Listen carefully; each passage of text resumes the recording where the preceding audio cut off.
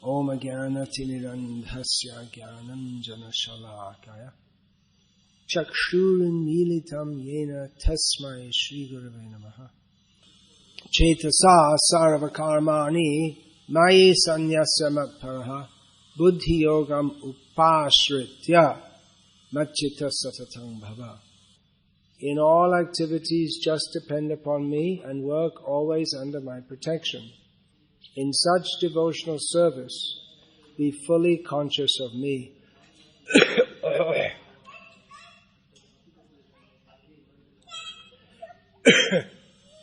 Purport: when one acts in Krishna consciousness, he does not act as the master of the world. Just like a servant, one should act fully under the direction of the Supreme Lord. A servant has no individual independence. He acts only on the order of the Master. A servant acting on behalf of the Supreme Master is unaffected by profit and loss. He simply discharges his duty faithfully in terms of the order of the Lord. Now, one may argue that Arjuna was acting under the personal direction of Krishna, but when Krishna is not present, how should one act? If one acts according to the direction of Krishna in this book, as well as under the guidance of the representative of Krishna, then the result will be the same. The Sanskrit word matparaha is very important in this verse. It indicates that one has no goal in life save and except acting in Krishna consciousness just to satisfy Krishna. And while working in that way, one should think of Krishna only.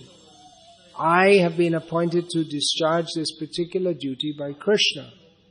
While acting in such a way, one naturally has to think of Krishna. This is perfect Krishna consciousness. One should, however, note that after doing something whimsically, he should not offer the result to the Supreme Lord. That sort of duty is not in the devotional service of Krishna consciousness. One should act according to the order of Krishna. This is a very important point.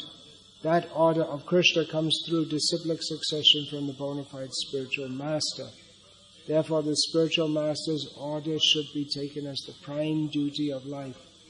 If one gets a bona fide spiritual master and acts according to his direction, then one's perfection of life in Krishna consciousness is guaranteed. Now Krishna is summarizing and bringing to the conclusion all his instructions in Bhagavad Gita. And he tells Arjuna to depend upon me, depend upon Krishna, and work always under my protection. So a sense of dependence and of being protected, these are two essential principles, two of the 6 principles of Sharanagati. Practically they are the essence of Sharanagati, or the way of taking shelter. To consider oneself to be protected by and dependent upon Krishna.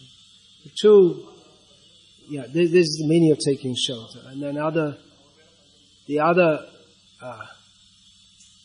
limbs of Sharanagati, they're also part of Sharanagati, but the very essence is to consider oneself, to always consider oneself dependent upon and protected by Krishna, which, there are 2 points that are very much interrelated. Now, actually we're all dependent upon Krishna, whether we accept it or we don't accept it. But the sense of being dependent is bhakti. Of course, in Ramanuja's understanding of his presentation, bhakti leads to taking shelter. But they're all inseparable. There's no real bhakti without taking shelter of Krishna, without feeling dependent. The kind of bhakti where karma mishra bhakti, where one performs bhakti for some kind of material result, there's not really bhakti. It's called bhakti because there's a semblance of bhakti there. But it's not bhakti in as much as one does not make one's desires one with the Lord. It's not bhakti in as much as one feels exclusively dependent upon Him. It's bhakti in as much as one offers worship and respects the Supreme Lord as superior. But it's a long way from sharanagati, fully taking shelter. So, everyone is dependent, whether one admits it or does not admit it. Everyone is dependent upon Krishna for their very existence. Those who admit it, they are devotees. At some stage, even if they are sakama bhaktas, they have material desires, they admit that they are dependent on the Supreme Lord. And we find the difference between the devas and the asuras who are described in the Puranas. In some ways it may not seem to be very much. They're both materialistic. They're both interested in mundane enjoyment. But the essential difference, and it's a very great difference to how Krishna treats them, is that the devas, Vishnu bhakta smito daiva, asuras tadviparyaya. The devas, they are devotees of Vishnu, and the demons, they are not devotees. But the demigods, they realize they're dependent. Of course, a lot of time they forget they're dependent. That's why they get in trouble all the time. But when the trouble becomes too much, then they all run off to Brahma, and Brahma goes to see Vishnu, and then they offer prayers admitting their dependence on the Supreme Lord, Vishnu. So this sense of dependence, that is the hallmark or the essential characteristic of a pure devotee. Or one of the hallmark characteristics. Not only dependent, but with a sense of love also. Knowing that Krishna, I am dependent upon Krishna, but He loves me, and I love Him. One can be dependent in fear also. There's a story told of Stalin, may or may not be true. I'm talking about the original, what was his name? George Stalin or something? Joseph Stalin, not the guy who's the mayor of Chennai. The original Stalin was named after, or the mayor of Chennai is named after Joseph Stalin, the dictator of the USSR in the mid-war years and then up to 1940 something. So there's a story told of him, one of the most fearsome dictators in modern times. There's a story told of him that he once demonstrated how to control the people by bringing one chicken and holding it in one hand, pulling out all its feathers with the other, which must have been very painful for the chicken. Not that Yosef minded giving pain to others. And then put the chicken down, and the chicken ran around his feet. So the story goes. Didn't run away. Because the chicken realized that he's completely dependent. Or she, chickens usually a she. Usually dependent, completely dependent on this completely nasty person, can't put the feathers back in, but he could kill me, wring my neck. It's completely dependent. And loyal. Apparently he doesn't run away. But dependent out of fear. And some of the religious systems of the world, they seem to foster this kind of dependence. And they actually promote to fear God. A person is praised in Old English culture as being God-fearing, not God-loving, God-fearing. If he says God-fearing, that means he's a moral person. It means he doesn't sin because he's afraid he'll be punished by God.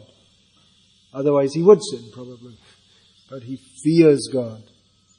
So the dependence that Krishna is advising to Arjuna is loving dependence. Just like the child. I was going to point out Padmanabha. Padmanabha. Padmanabha. You see, there he is, sitting over there, playing away. So he has unquestioning sense of dependence on his parents. He doesn't philosophically think about it. And unquestioning sense that they love me and they're acting for my welfare. Of course, he's too young to even talk, let alone think out all these points. But it is a natural sense of dependence with full confidence that the parents are acting for my welfare. That sense of love. The parents, they love me. So this kind of dependence Krishna is inculcating. Now, the jiva has independence, minute independence. What does that mean? That means he can choose to accept that he's dependent upon Krishna or not. When we say he has minute independence, that means he has much dependence. Minute independence means there is much dependence. Maybe 1% independence and 99% dependence. The overwhelming factor is dependence. But there's a little independence also. So with that little independence, one can choose to accept that I am dependent and to act in a manner appropriate to one who is dependent. Or one can choose to deny that one is dependent. And still one is dependent whether or not one admits it. And if one chooses to deny one's dependence, then he acts in a manner inappropriate for one who is dependent and has to suffer for doing so. So we are all dependent, whether one admits it or not. Even the atheists, they get their food by the grace of God. They may deny it, but they do.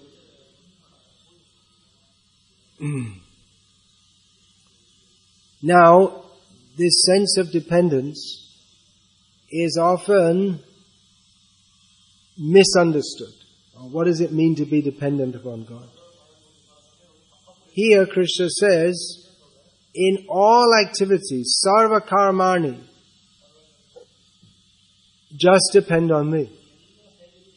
Sometimes it's thought, well, I depend on Krishna, therefore I don't do anything, nothing to do. Just I depend on Krishna, that's all. Well, there is a stage like that, just like Madhavendra Puri, Ayachidvriti.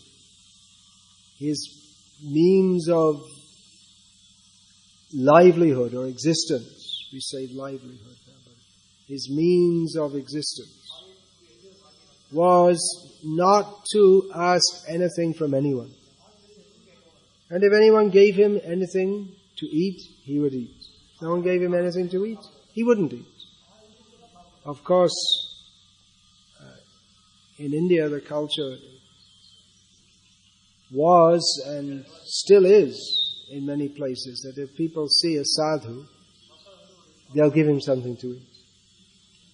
Sometimes for a sadhu, even if he's eager to eat, which isn't a very good qualification for a sadhu, but he gets given more. It becomes a problem.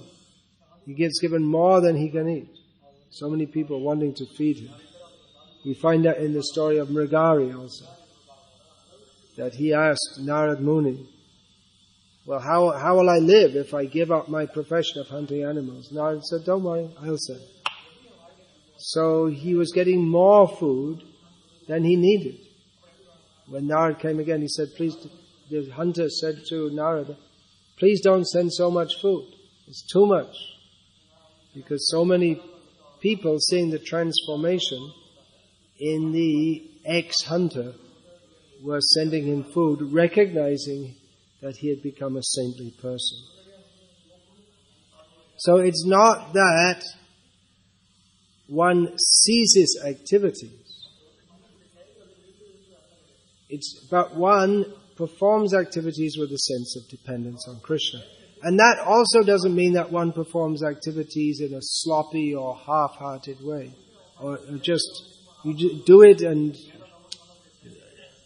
think, well, the rest is up to Krishna. But one should do so with full intelligence. Some activities need planning. Arjuna was about to fight a battle. So in battle there is the science of warfare in which Arjuna was trained from an early age. It's a whole science of battle which has been developed in different parts of the world. Different battle formations, different ploys and tricks. And there's also the etiquette of fighting. You don't strike below the waist. You don't strike an opponent who's running away. So it's a whole science, which is probably getting lost in the modern age. One reason is because the great warriors now sit behind computer screens. And another thing, there are hardly any wars now. It's just all terrorism, that's all. It's only if it's the only time you'll find an army deployed is against some helpless population. But you don't find one army against another. It's hardly there anymore. Facing each other in battle. So Arjuna was about to fight a great battle, and undoubtedly before the battle there had been so many discussions of strategy, and it's something like a chess game, except it's for real. Chess game is also battle. There's the knights and the pawns who are foot soldiers in the castles, and the bishop is there to give blessings, and the king is there, and much more powerful than the king is the queen.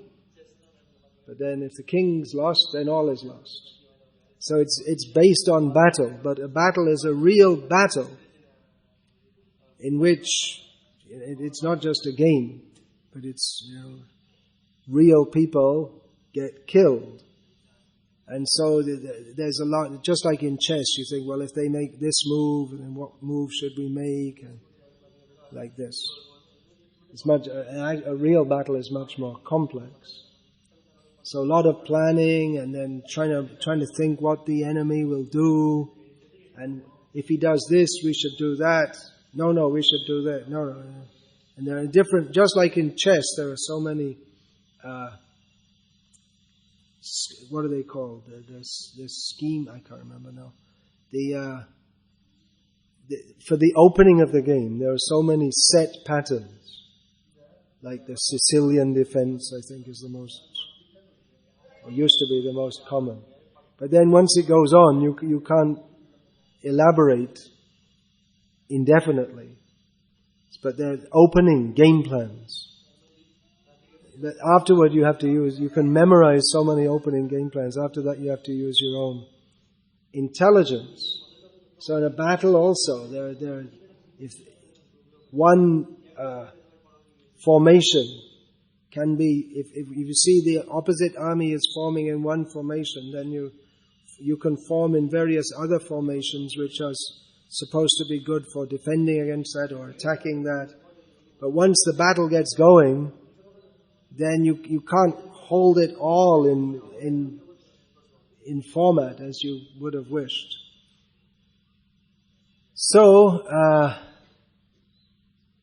soldiers, they're often very pious people. They have to fight. They believe it. They're praying to God for help. Because it's a situation, of course, anyone in any situation can lose their life at any time, but it's much heightened in a battle where there are people trying to kill you. Their whole focus is how to kill you. So, Krishna didn't say to Arjuna, well, you just depend upon me. And Arjuna said, that's exactly what I thought at the beginning. You do the fight and I'll go and retire. But that wasn't Krishna, that's not what Krishna said. You Mama Nusmara, yes, Arjuna likes that bit. Mama Nusmara, yes, I'll just go and think about you. No, listen to the rest of the line. Yudhyacha, you have to fight also. You think of me, yes, very good, nice philosophy. But you have to fight also. So Krishna, he never stopped, right throughout the whole Bhagavad Gita, he never stopped drilling it into Arjuna. You have to think of me and fight. So Krishna says here, in all activities just depend on me. Because sometimes bhakti, it's a misunderstanding that bhakti is an excuse to be irresponsible. That we don't have to bother because we're depending on Krishna and Krishna will protect us. We can drive like madmen and doesn't matter, Krishna's looking after us. It's a misunderstanding. We chanted the Nrsimha prayers, and then you don't need to put on a seatbelt. See, because Nrsimha is protecting us. Then don't eat also, because Krishna will maintain your body if you don't eat also, according to that logic. If you don't have to do anything, then don't eat also.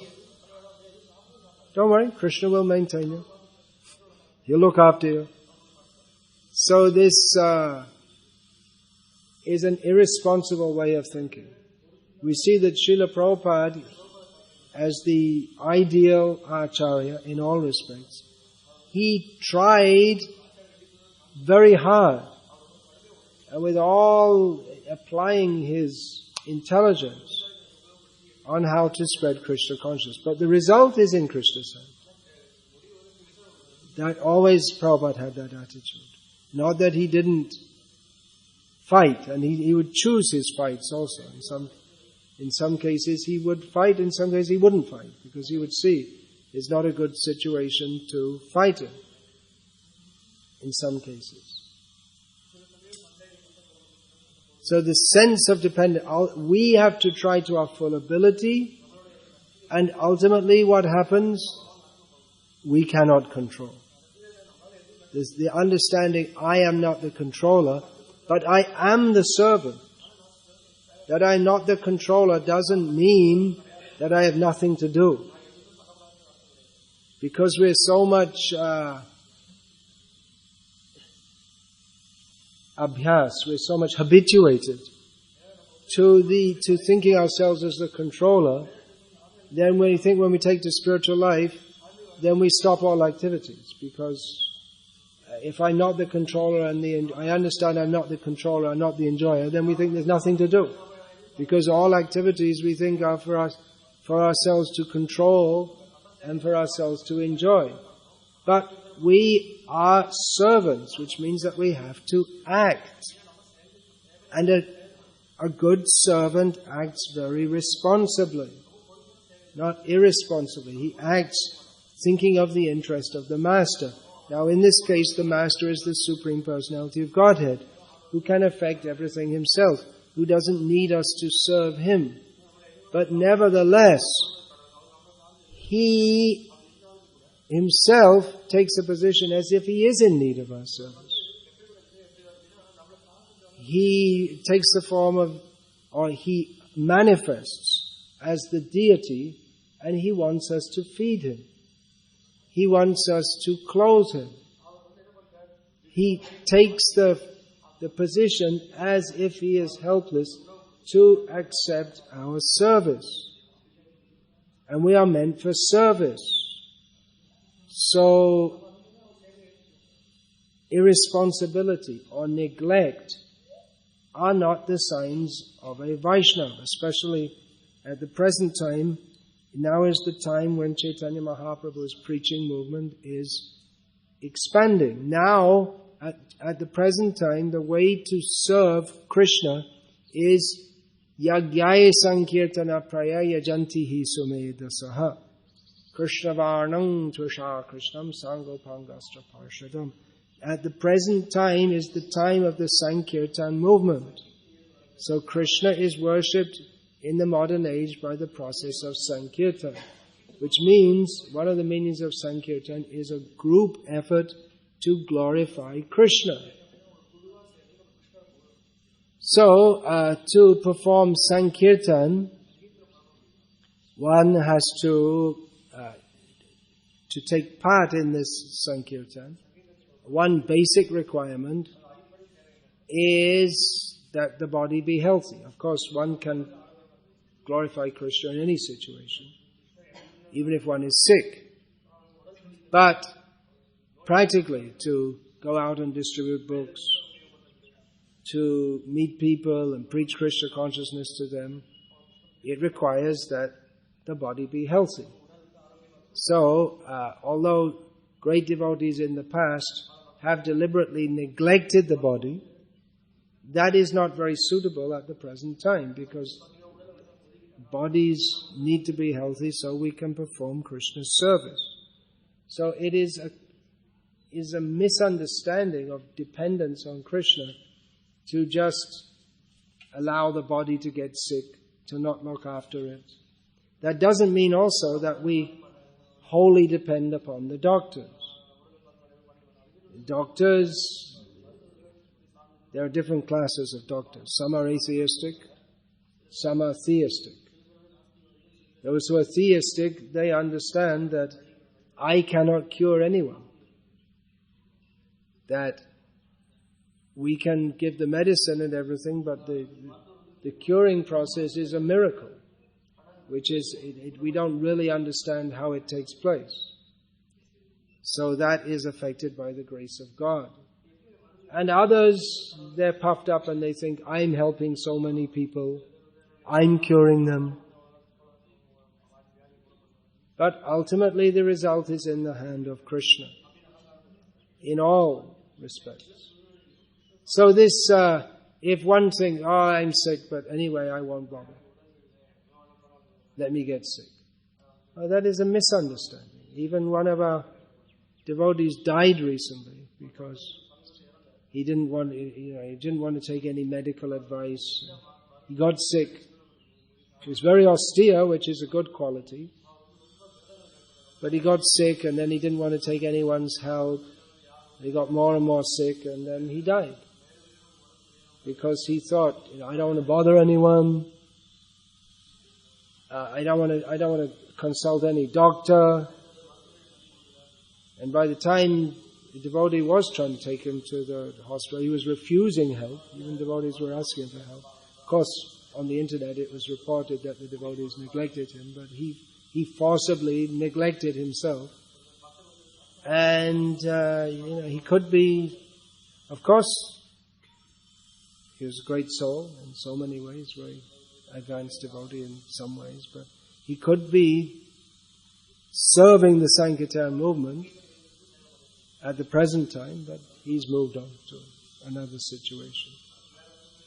So, we should look after the body also, and not just think that, well, anyway, what does it matter? It's temporary. It is temporary. But adhruvam arthadam, even though it is temporary, but still it has value. His body is meant for serving Krishna. Arjuna, he could have proposed just to fast to death in protest against the upcoming Kurukshetra war. But Krishna, he didn't approve. He said, no, you go and join the war. You go and fight on my order and depend on me. So this sense of dependence, it takes great trust, just like the child, great unquestioning trust. So he may think, well, Arjuna, he could do that because Krishna is right in front of him and Krishna had protected him in so many ways even before this battle. But what about us? Well, Srila Prabhupada addresses that here in the purport. One may argue that Arjuna was acting under the personal direction of Krishna, but when Krishna is not present, how should one act? If one acts according to the direction of Krishna in this book, as well as under the guidance of the representative of Krishna, then the result will be the same. In other words, the same as the result that Arjuna got. So it requires some faith, because we don't see Krishna as Arjuna saw Krishna. But it requires some faith that Krishna is there. And sometimes we do see Krishna. We do see Krishna, just like if we're really preaching and we're really trying hard and we're taking risks, especially in very difficult situations, we find Krishna is present. Krishna makes things happen which are impossible. We see Krishna's hand, just like there's one very nice interview of Shyamasundar Prabhu, the 1968 San Francisco. Samuel Spearster was his uninitiated name. Have you seen that? It's one of the. He's a very hearty kind of person, emotional, you could say, in a good way. So he said how in the first days of the movement, they rented this place, and there was no money to pay. And they had to pay $800 the next day, and they hardly had $8 even to pay for the breakfast. But Prabhupada, he would do that. He'd say, take that building. We have no money. You take it. Even the Juhu property, there's no money to pay. Prabhupada said, take it. So that's Prabhupada's sense of dependence on Krishna. So then the devotee didn't know how they were going to pay. So anyway, they're out in the morning chanting japa, and there in the empty street before anyone got up, there are $100 notes blowing around, which you just don't see. You don't see $100 notes just lie on the street blowing in the wind. And Shyamasundar said, yes, we saw Krishna manifested as $100 notes. It was an impossible situation. Prabhupada also. He, again with Shyamasundar in London, he told, get the whole temple made, and he made this elaborate design, and he was invite all people, inviting important people, because they had contact with the Beatles, so they could invite all the important people of the music, and they're very well-known, famous and influential people. And so they've invited people, are getting the temple ready, and then, oh deities, No deity. There was no plan for any deities. And Prabhupada said, no, Krishna will come. And he came. Of course, Prabhupada had a, internal connection to Krishna. We don't know whether Prabhupada knew that deities were sitting in someone's house in South London, and due to his stupid idea that one of the deities, there was a crack in the thumb, so he thought they're impure, they cannot be installed. We don't know, or if just Prabhupada was just getting it ready for Krishna, and then get it ready for Krishna, well, Krishna has to come. We don't know, but anyway, that was Prabhupada's sense of dependence on Krishna. When you're as that advanced, then you can do so. Otherwise, it would be good to order deities in advance.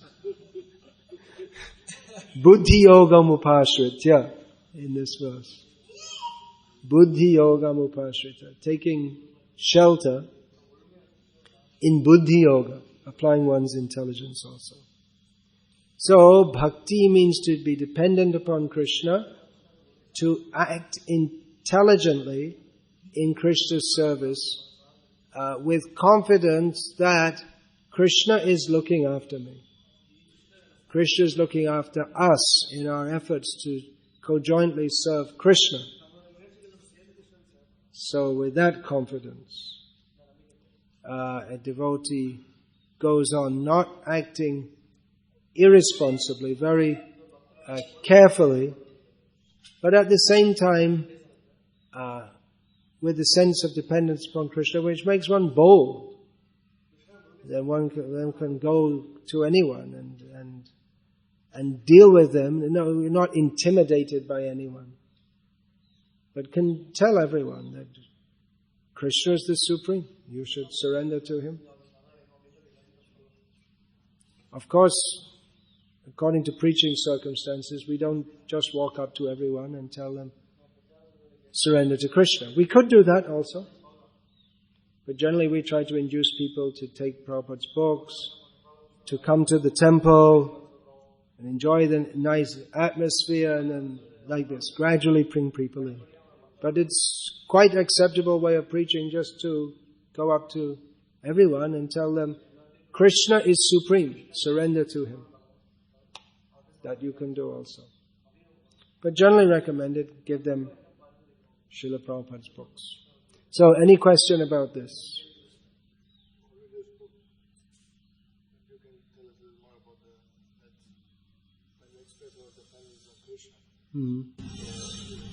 Sometimes should not be like desire for moksha. In the sense, not really that you desire moksha in the Brahman, but you want to release from material. We express our dependence upon Krishna, and we are confident that, what is that? He'll deliver us from material existence? Yeah, but does she not be our main motivation? Well, it seems there are different levels. In one level, one does pray.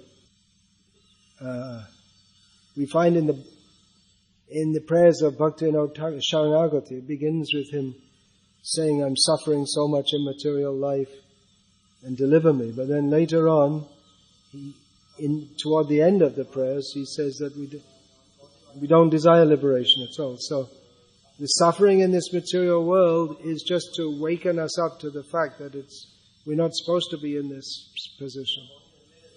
So in the beginning stages of devotion, one may pray for liberation from the suffering in this world. Ainanda tanaja kinkarang patitang mang veshame bhavam buddhau kripaya tava pada pankaja stitha dhuli sadusham vichinta. I'm in this horrible world. Please pick me up. Of course, one can see, a devotee sees the world is horrible because we're separated from Krishna. But in the early stage, what is that? Punarapi jananam, punarapi maranam, punarapi janani jathare shayanam. The nature of this material world is again and again getting born, again and again dying, again and again lying in a mother's womb. And iha sangsare bahudustari kripaya pare pahi murare. Then again the prayer is that this material world is horrible and very difficult to escape from. So, please maintain us and deliver us, Murari, Krishna. So that's one stage. And then another stage is Mama Janmani Janmani Sure Bhavatad Bhakti Rahaitukina. Not even praying for liberation from this world. It's actually a very advanced meditation. I mean, we can pray like that, but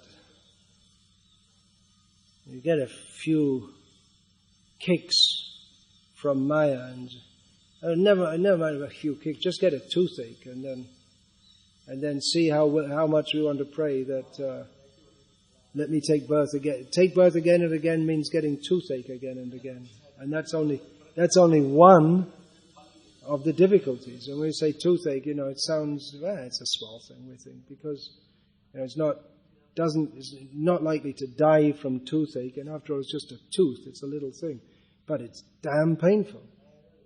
It's extremely painful, and when you have a toothache, especially this root canal thing, then it's extremely painful. And then at that time, see how much you're going to pray that may I take birth again and again. May I have toothache again and again. What to mention, if I go through the list of things I've had in my life, cracked ribs. Do I want that again and again? No. 2 types of chicken pox. No, don't want it again and again. Measles, mumps, hepatitis, malaria, piles, hernia, wounds, all kinds of wounds, blown up, boils. And just thinking, man, I haven't had a bad life overall compared to a lot of people. But I was thinking if I want to have that all again and again. It's really an exalted prayer. That prayer to pray for birth after birth, I don't even want liberation. That stage we should come to. Then we should think about becoming manjaris in Vrindavan. We talk about joining Krishna in his conjugal pastimes. Just fulfill this condition first. Then we'll see. Otherwise, it's ridiculous.